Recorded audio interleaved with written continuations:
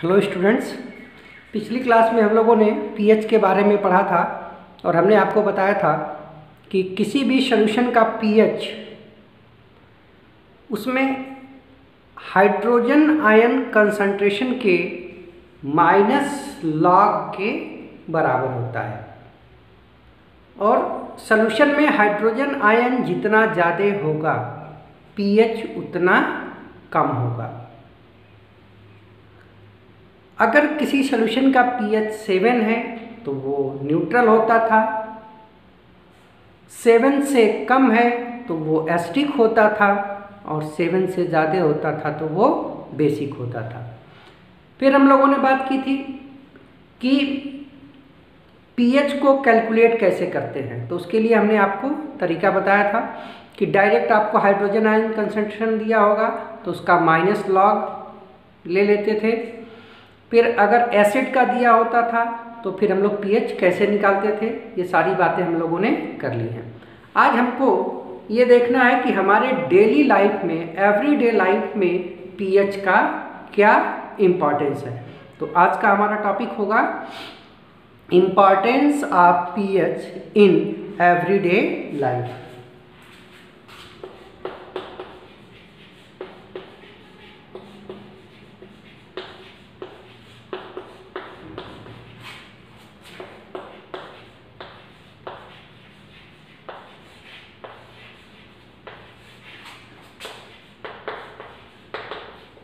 Importance of pH in everyday life. बेटा, हमारे life में पीएच का डे टू डे इंटरेक्शन जो है ना, इसमें बहुत ज़्यादा इम्पॉर्टेंस होता है।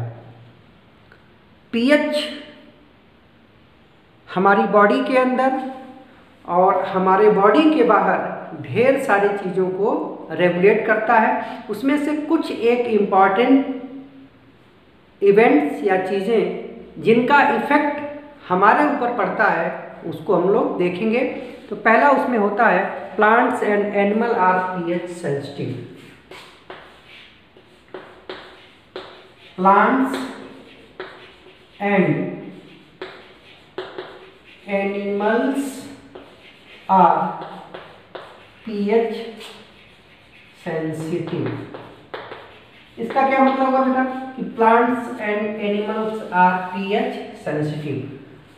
तो इसका मतलब ये हुआ कि जितने भी प्लांट और एनिमल हैं वो पीएच के लिए सेंसिटिव होते हैं। और सेंसिटिव होने का मतलब ये हुआ कि एक पर्टिकुलर पीएच पे, एक फिक्स पीएच पे उनके अंदर जो भी मेटाबॉलिक प्रोसेस होती हैं वो तो होंगी, लेकिन उस पर्टिकुलर पीएच से, उस कांस्टेंट वैल्यू से अगर पीएच कम होता है तो भी उनके ऊपर कुछ ना कुछ इफेक्ट आएगा, और अगर पीएच वैल्यू उससे ज़्यादा हो जाती है तो भी उनके ऊपर कुछ ना कुछ इफेक्ट आएगा।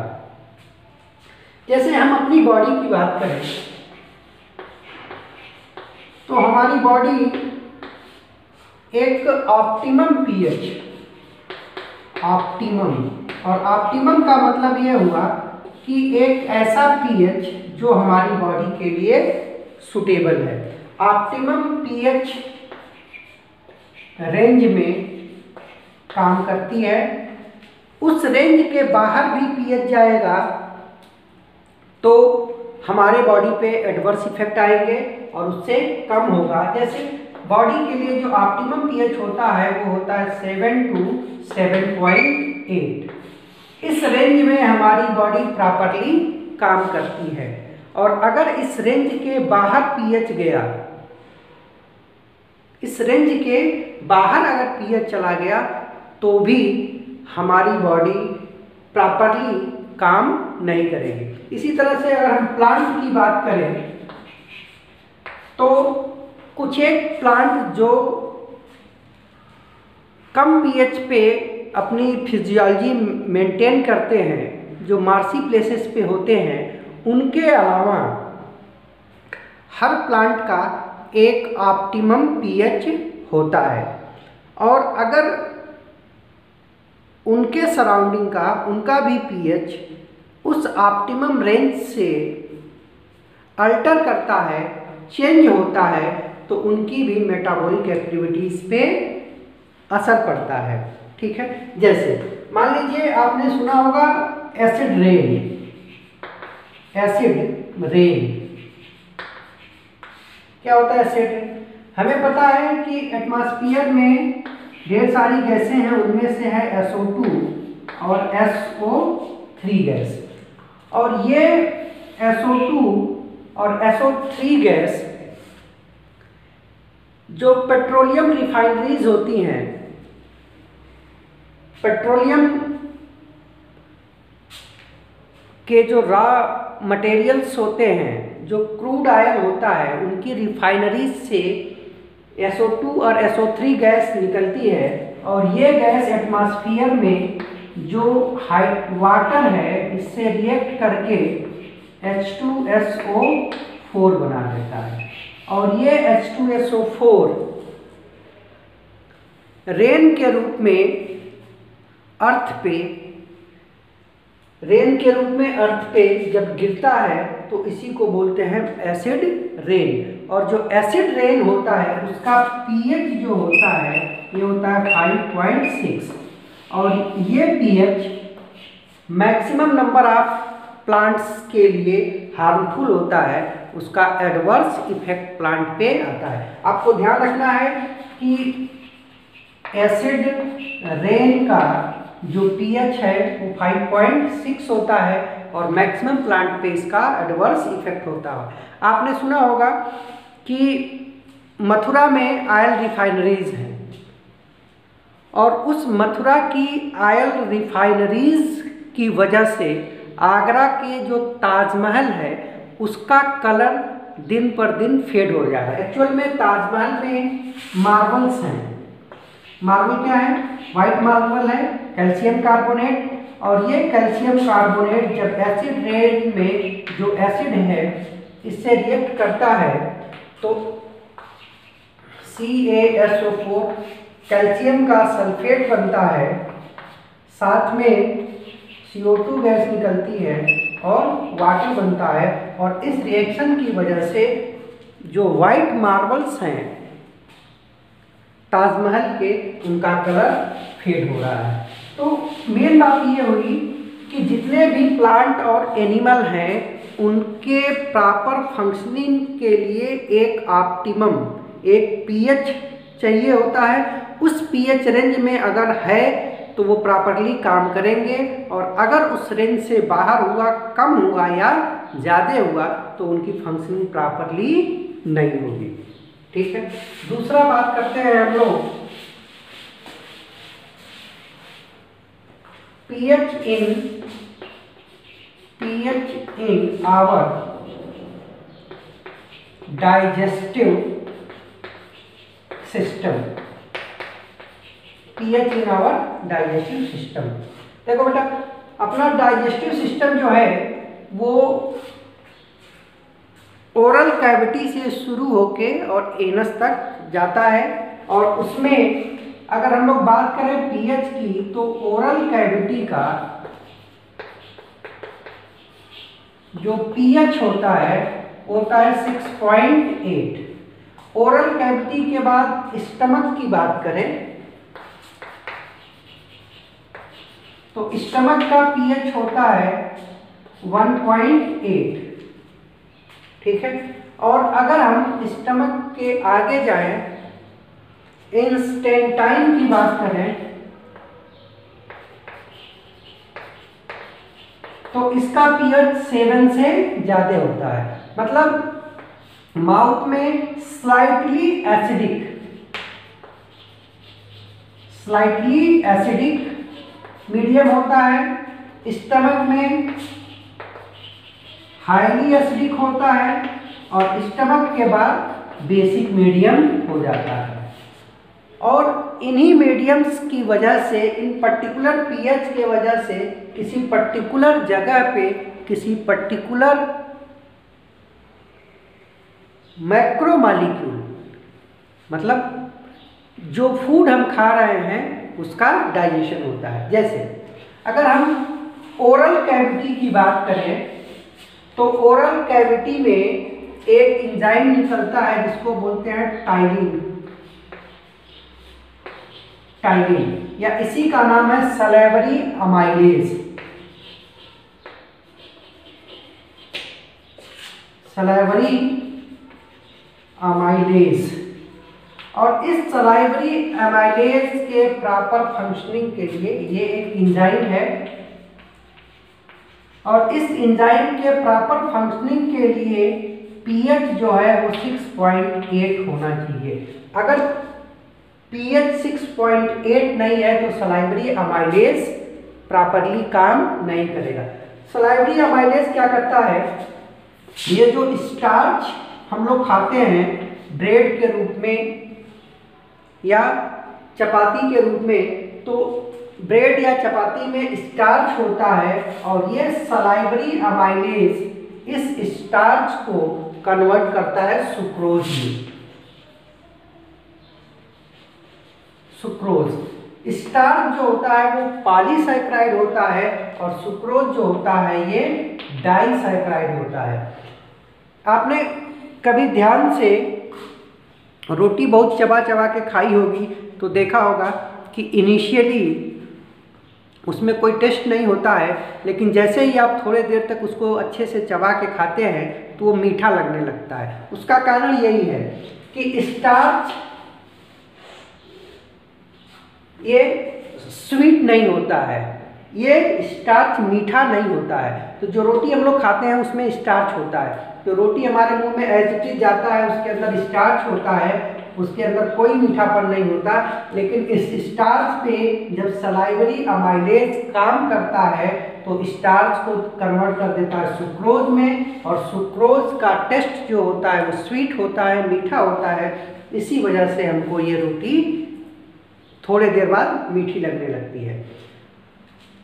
बात यह है कि अगर ये पीएच माउथ का 6.8 नहीं है तो सलाइवरी अमाइलेज एंजाइम स्टार्च पे प्रॉपरली काम नहीं करेगा, और स्टार्च का सुक्रोज में डाइजेशन नहीं होगा। ठीक है, अब आते हैं स्टमक पे। स्टमक में हमने आपको बताया कि स्टमक का पीएच 1.8 होता है, और स्टमक में एंजाइम होता है जिसको बोलते हैं पेप्सिन, और ये पेप्सिन 1.8 पीएच पे ही अच्छे से काम करता है। इससे कम पीएच होगा तो भी अच्छे से काम नहीं करेगा, इससे ज़्यादा पीएच होगा तो भी अच्छे से काम नहीं करेगा। और ये पीएच आता है स्टमक की जो गैस्ट्रिक ग्लैंड होती हैं, गैस्ट्रिक ग्लैंड वो एसिड सिक्रीट करती हैं जिसका नाम है HCl, हाइड्रोक्लोरिक एसिड, और इस हाइड्रोक्लोरिक एसिड के वजह से स्टमक का पीएच 1.8 होता है, जिसकी वजह से पेप्सिन जो है वो प्रॉपरली काम करता है। पेप्सिन काम किसके ऊपर करता है, ये करता है प्रोटीन्स के ऊपर। ये प्रोटीन्स को चेंज करता है, डाइजेस्ट करता है पॉलीपेप्टाइड में। ठीक है, पेप्सिन प्रोटीन को पॉलीपेप्टाइड में चेंज करता है। अब कभी कभी क्या होता है कि जब आप ओवर ईटिंग कर लेते हैं या इनडाइजेशन की वजह से जो भी आपने खाना खाया प्रॉपरली डाइजेस्ट नहीं हुआ, या ओवर ईटिंग कर लिया, बहुत ज़्यादा खा लिया, तो उस समय हमारे गैस्ट्रिक ग्लैंड को ये लगता है कि जो भी खाना या फूड अनडाइजेस्टेड है या लार्ज अमाउंट में है, उसको डाइजेस्ट करने के लिए HCl की ज़रूरत ज़्यादा है। तो गैस्ट्रिक ग्लैंड HCl जो एसिड है, हाइड्रोक्लोरिक एसिड है, इसका सिक्रीशन बढ़ा देती है। रिजल्ट क्या होता है, HCl का सिक्रीशन गैस्ट्रिक ग्लैंड ने बढ़ाया इस वजह से कि गैस्ट्रिक ग्लैंड को ये लगा कि आपके स्टमक में जो खाना बचा हुआ है उसको डाइजेस्ट करना है, और इस वजह से स्टमक का पीएच जो है वो 1.8 से भी कम हो जाता है। ठीक है, 1.8 से भी कम हो जाता है और उस कंडीशन को हम कहते हैं एसिडिटी। क्या बोलते हैं बेटा? एसिडिटी। नॉर्मल रूटीन में अगर हम बात करें तो हमारे बॉडी में 1.5 litre HCl per day secrete होता है। ध्यान रखना इस बात को कि हमारे बॉडी में 1.5 litre hydrochloric acid per day secrete होता है नॉर्मल कंडीशन में। लेकिन इनडाइजेशन है या ओवर ईटिंग है तो उस कंडीशन में HCl का सिक्रीशन बढ़ जाता है। आपको पता है HCl एसिड है, एसिड के वजह से एक्स्ट्रा एसिड बनने की वजह से स्टमक में बर्निंग सेंसेशन होता है, जलन महसूस होती है। ठीक है, आपके स्टमक में इरिटेशन होता है, आपको अजीब सा महसूस होता है। अक्सर कंप्लेन किया जाता है कि यहाँ पे जलन हो रही है, गले में जलन हो रही है। एक्चुअल में वो किसके वजह से है? एसिडिटी की वजह से होती है। और ये एसिडिटी क्यों होती है? क्योंकि गैस्ट्रिक ग्लैंड HCl का सिक्रेशन बढ़ा देती है। ठीक है, अब इसके लिए इस मेडिकल कंडीशन से बचने के लिए, इसको हमको क्योर करने के लिए कोई बेस मिलाना पड़ता है। क्योंकि आपको पता है कि एसिड है, उसकी बेस से रिएक्शन कर दो तो ये बेस क्या करेगा? इस एसिड को न्यूट्रलाइज कर देगा, इसके इफेक्ट को नलीफाई कर देगा। तो इसीलिए हम लोग एंटासिड एंटा मतलब अगेंस्ट और एसिड, ऐसा मेडिसिन जो एसिड के अगेंस्ट काम करता है। अगेंस्ट का मतलब उसको नलीफाई करता है, उसको न्यूट्रलाइज करता है। तो एंटासिड का यूज किया जाता है। और ये एंटासिड आपको पता है कि डायजीन या और भी कई सिरप या मेडिसिन के रूप में पेंटॉप डी या पेंडी या ढेर सारी मेडिसिन होती हैं, उसमें जो मेन कंपाउंड होता है वो होता है मैग्नीशियम हाइड्रोक्साइड, MgOH का होल वाइज, और इसको बोलते हैं milk of magnesia. Milk of magnesia. जितने भी एंटासिड दवाएं होती हैं उनमें यही milk of magnesia, magnesium hydroxide होता है। और ये यूज किया जाता है किसके रूप में? एंटासिड के रूप में। ठीक है,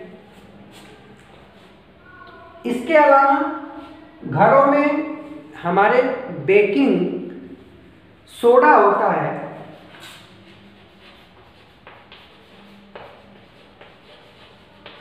तो इस बेकिंग सोडा का भी यूज एंटासिड के रूप में किया जाता है। ठीक है, मेन बात क्या थी कि ओवर ईटिंग या इनडाइजेशन की वजह से हमारे स्टमक में HCl का सिक्रीशन बढ़ जाता है और उस HCl की वजह से हमें एक मेडिकल कंडीशन फेस करना पड़ता है जिसको हम लोग बोलते हैं एसिडिटी। एसिडिटी में होता क्या है?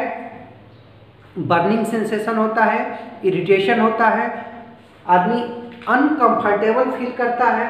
और इससे बचने के लिए हम लोग एंटासिड का यूज करते हैं। और जितनी भी एंटासिड दवाएं होती हैं उनमें मिल्क ऑफ मैग्नीशिया होता है। Milk of magnesia magnesium hydroxide है, ये एक बेस है। और ये बेस स्टमक में जो एक्स्ट्रा HCl है उससे रिएक्शन करके साल्ट और वाटर बना देता है। और इस साल्ट और वाटर बनने के प्रोसेस में जो एसिड का एसिडिक इफेक्ट है, जिसके वजह से बर्निंग सेंसेशन हो रहा है, इरिटेबिलिटी हो रही है, अनकंफर्टेबल आप फील कर रहे हैं, ये सारी कंडीशन खत्म हो जाती है। ठीक है, इंपॉर्टेंस क्या है? थर्ड इंपॉर्टेंस है इसका बेटा डीके ऑफ टीथ।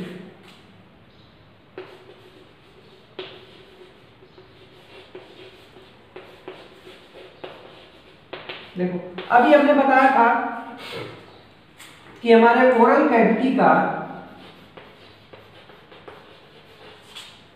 पीएच होता है, वो होता है 6.8 और 6.8 को हमने बताया था कि स्लाइटली एसिडिक है या ऑलमोस्ट ऑल बेसिक है।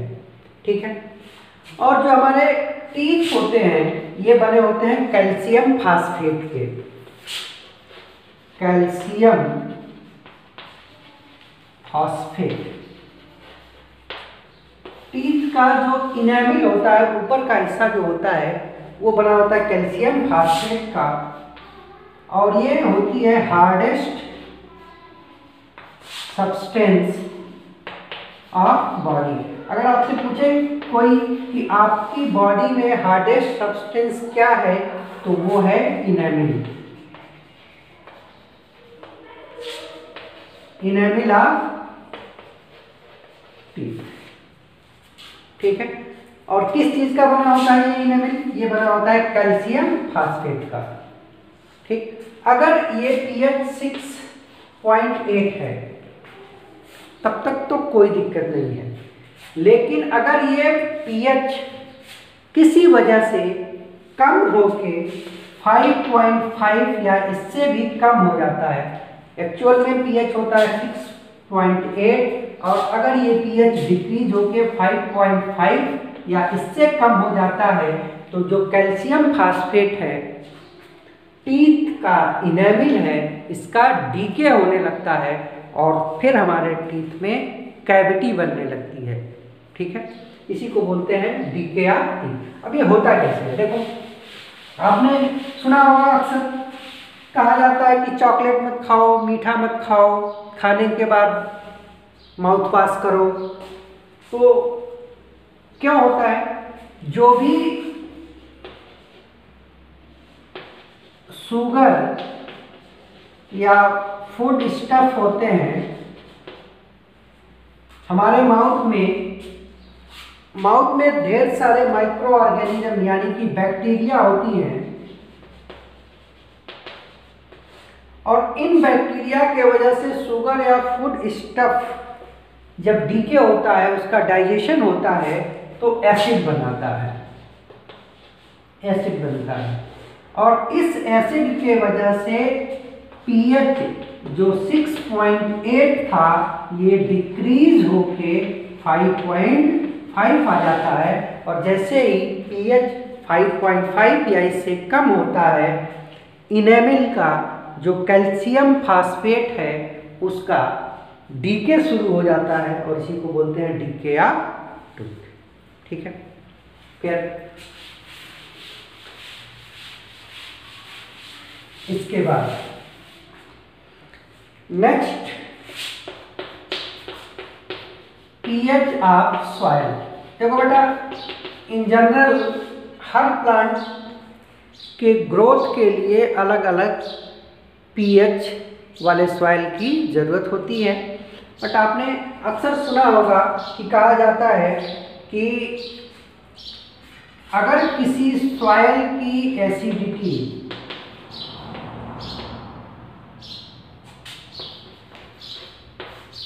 इंक्रीज हो जाती है, एसिडिटी इंक्रीज होने का मतलब क्या होगा कि पीएच उसका डिक्रीज हो जाता है, तो ऐसा सॉइल कल्टीवेशन के लिए, एग्रीकल्चर के लिए फिट नहीं होता है। क्यों? क्योंकि ज़्यादा कम पीएच, मैंने बताया था कि हर प्लांट और एनिमल के प्रॉपर ग्रोथ और मेंटेनेंस मेटाबॉलिज्म के लिए एक ऑप्टिमम पीएच की ज़रूरत होती है, और अगर उस ऑप्टिमम पीएच से कम पीएच है तो प्रॉपर फंक्शनिंग नहीं होगी। तो ऐसे सॉइल जिनका पीएच जो ऑप्टिमम पीएच है उससे भी कम हो गया तो उसको बोलते हैं एसिडिक सॉइल। और एसिडिक सॉइल में फिर से उसको हम कल्टीवेशन योग्य बनाने के लिए लाइमस्टोन, मतलब कैल्शियम का कार्बोनेट। कैल्शियम कार्बोनेट एक बेसिक सब्सटेंस होता है, चूना पत्थर। तो इसका यूज करते हैं जिससे सॉइल की एसिडिटी क्या हो जाती है, खत्म हो जाती है। और लास्ट है कि कुछ जो ऑर्गेनिज्म होते हैं उनके अंदर एक डिफेंस मैकेनिज्म होती है, और वो डिफेंस मैकेनिज्म भी पीएच पे बेस्ड होती है। जैसे आपने सुना होगा कि आपको बीज ने अगर बाइट कर दिया, काट दिया, तो उस कंडीशन में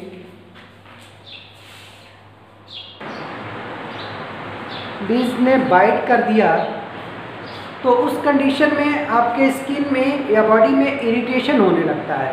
तो उसके लिए आप जो भी रेमेडी यूज़ करते हैं उसका भी कॉन्सेप्ट पीएच के ही बेस्ड है। एक्चुअल में जो भी इंसेक्ट बाइट होता है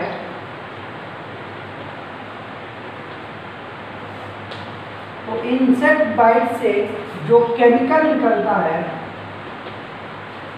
उसका पीएच या उसका नेचर एसिडिक होता है, और इस एसिडिक सब्सटेंस या केमिकल के वजह से इरिटेशन होने लगता है, स्वेलिंग होती है, पेन होती है। और इससे बचने के लिए फिर आप कोई बेसिक सब्सटेंस का यूज करते हो, और ये बेसिक सब्सटेंस इस एसिडिक केमिकल जो इंसेक्ट बाइट की वजह से आपकी बॉडी में आया है न्यूट्रलाइज हो जाता है और इसका इफेक्ट खत्म हो जाता है। ठीक है, तो ये सब थियोरेटिकल पॉइंट्स थे जो आपको ध्यान रखना था कि पीएच का कहाँ इम्पोर्टेंस है। जितने भी प्लांट और एनिमल हैं वो पीएच सेंसिटिव होते हैं। पीएच का हमारे डाइजेस्टिव सिस्टम में इफेक्ट है। पीएच की वजह से हमारा टीथ का डीके होता है। सॉयल, एसिडिक सॉयल में पीएच मैनेजमेंट के लिए हम लोग लाइमस्टोन का यूज़ कर सकते हैं। और इंसेक्ट बाइट के केस में अगर इंसेक्ट जनरली तो एसिडिक ही होता है, तो उसकी जो भी रेमेडी होती है, जो भी उपचार होता है, वो कोई बेसिक सब्सटेंस से हम लोग करते हैं। इसके बाद अब हमारा एसिड और बेस कंप्लीट हो गया। नेक्स्ट टॉपिक है सॉल्ट। नेक्स्ट टॉपिक हमारा सॉल्ट्स। ठीक है बेटा, तो सॉल्ट क्या होता है? पहले तो सॉल्ट की सिंपल बात यह है कि जब कभी आप एसिड और बेस की रिएक्शन कराते हो तो वाटर के साथ जो भी कंपाउंड बनता है उसी को बोलते हैं सॉल्ट।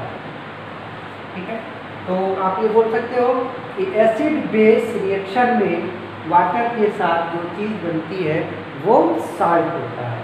और साल्ट एक्चुअल में दो पार्ट से मिलकर बना होता है। एक होता है इसका कैटायनिक पार्ट और दूसरा होता है एनायनिक पार्ट। ठीक है, अब कैटायनिक पार्ट में आपको ध्यान रखना है कि कोई भी कैटायन होगा H+ नहीं होना चाहिए, और एनायनिक पार्ट में कुछ भी हो सकता है लेकिन OH- नहीं हो सकता है। तो दूसरा डिफिनेशन हो जाएगा कि salt are the compound which contain cationic and anionic part in which cationic part can not be H+ और anionic part can not be OH-। अब यही आपको याद रखने और समझने का तरीका है बेटा कि साल्ट हर वो चीज़ जिसमें एक क्या हो, कैटायन हो और एक एनायन हो। कैटायन क्या नहीं होना चाहिए, H+ नहीं होना चाहिए, और एनायन OH- नहीं होना चाहिए। तो ऐसे सब्सटेंस को हम लोग बोलेंगे सॉल्ट। जैसे मान लो हमने कंपाउंड का नाम लिख दिया NaCl, तो Na प्लस और Cl माइनस, प्लस और माइनस से मिलके बना है। प्लस में H प्लस नहीं है और माइनस में OH माइनस नहीं है, यानी कि ये सॉल्ट है। Na2CO3, ये प्लस और ये माइनस, प्लस और माइनस से मिलके बना है। प्लस में H प्लस नहीं है और माइनस में OH माइनस नहीं है, ये भी सॉल्ट हो गया। मान लो हमने कहा HCl, H प्लस और Cl माइनस, प्लस माइनस से तो मिलके बना है, लेकिन प्लस वाला पार्ट, कैटायनिक पार्ट क्या है? हाइड्रोजन आयन है, तो ये सॉल्ट नहीं होगा। ठीक है। CaOH का होल ट्वाइस, प्लस और माइनस से मिलके बना है, लेकिन माइनस का पार्ट OH माइनस है, तो ये भी सॉल्ट नहीं है। तो सिंपल सॉल्ट पहचानने का तरीका है कि वो केटायन और एनायन से मिलके बना होगा, केटायन H प्लस नहीं होगा और एनायन OH माइनस नहीं होगा। ठीक है। तो ये आपको सॉल्ट पहचानने का तरीका हमने आप बता दिया। अब देखो, जैसे मान लो ये है HCl है, बेस हमने लिया NaOH, तो ये बना NaCl प्लस H2O, ये हो गया सॉल्ट। सॉल्ट में एक पार्ट होगा केटायन और एक होगा एनायन। अब आपको ध्यान रखना है बेटा, इस सॉल्ट का केटायन कहाँ से आता है? ये एसिड है और ये बेस है। तो यही कि आपको समझ के रख लेना है कि सॉल्ट हमको बनाना कैसे है। देखो, केटायन Na प्लस है और एनायन Cl माइनस है, तो ये प्लस कहाँ से आया है? बेस का केटायन है, तो केटायन कहाँ से आएगा? ये होगा बेस, बेसिक, ये होगा केटायन ऑफ बेस हमेशा। और एनायन कहाँ से आया है?